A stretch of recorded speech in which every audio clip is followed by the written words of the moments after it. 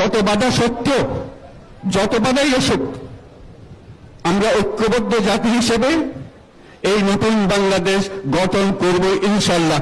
আজকে একটা অটুট ঐক্য গড়ে তোলার দিন এবং আমরা স্থায়ীভাবে এই ঐক্য গড়ে তুলতে চাই।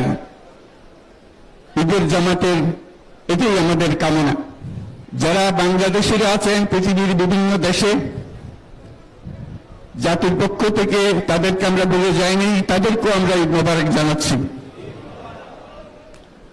যারা হাসপাতালে আছে, রোগী বিভিন্ন কারণে ঈদের জামাতে যেতে পারেন নাই, তাদেরকেও ঈদ মোবারক জানালাম।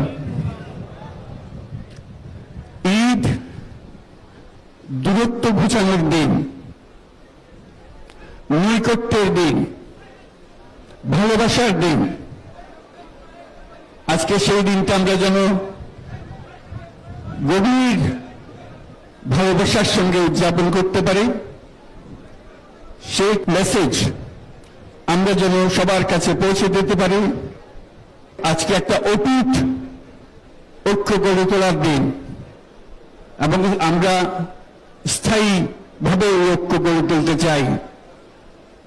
ঈদের জামাতের এটাই আমাদের কামনা। আজকে মোনাজাত হবে।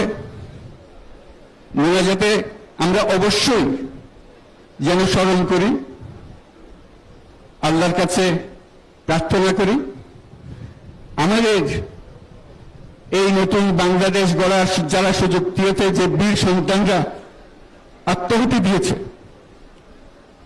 আল্লাহ যেন তাদের রূহের মাগফিরাত দেন, তাদের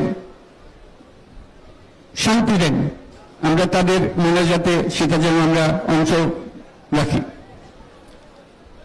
আর মোনাজাতে যারা আহত হয়েছেন, যারা স্বাভাবিক জীবন থেকে বিচ্যুত হয়ে গেছে, এই দেশের জন্য নিজেদের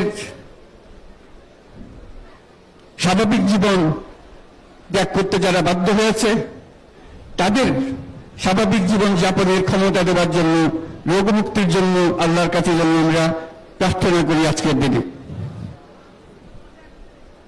আজকের দিনে আমরা প্রার্থনা করি, যেই নৈকট্য আজকের দিনে আমরা শুরু করলাম, এই নৈকট্য এবং এই ঐক্য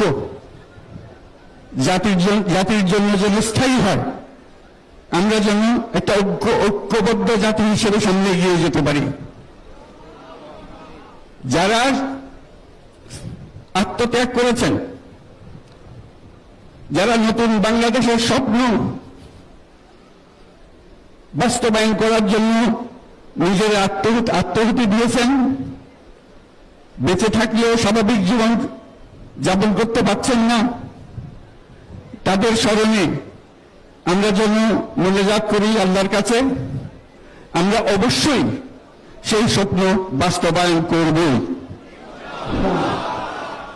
শত বাধা সত্ত্বেও, যত বাধাই আসুক, আমরা ঐক্যবদ্ধ জাতি হিসেবে এই নতুন বাংলাদেশ গঠন করব ইনশাআল্লাহ। এই মোনাজাতটা আপনারা সবাই মিলে একসঙ্গে করবেন। ধন্যবাদ সবাইকে। ঈদ মোবারক সবাইকে।